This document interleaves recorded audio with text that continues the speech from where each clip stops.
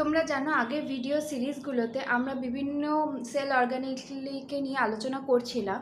যেমন তোমাদের প্রথমে আমরা আগের ভিডিওটাতে কাদের নিয়ে আলোচনা করেছিলাম, লাইসোজোমকে নিয়ে আলোচনা করেছিলাম, তাদের স্ট্রাকচার, তাদের ফাংশন। আজকের এই ভিডিওতে আমরা কাকে নিয়ে আলোচনা করব, আরেকটা মেন সেল অর্গানেলি খুবই ইম্পর্টেন্ট, সেটা হচ্ছে গিয়ে রাইবোজোম।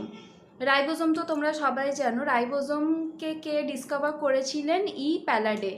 প্যালাডে হচ্ছেন কি আমরা ফাদার অফ রাইবোজোমও বলে থাকি। প্যালাডে হচ্ছেন রাইবোজোমের ডিসকভারিটা করেছিলেন ইন 1955।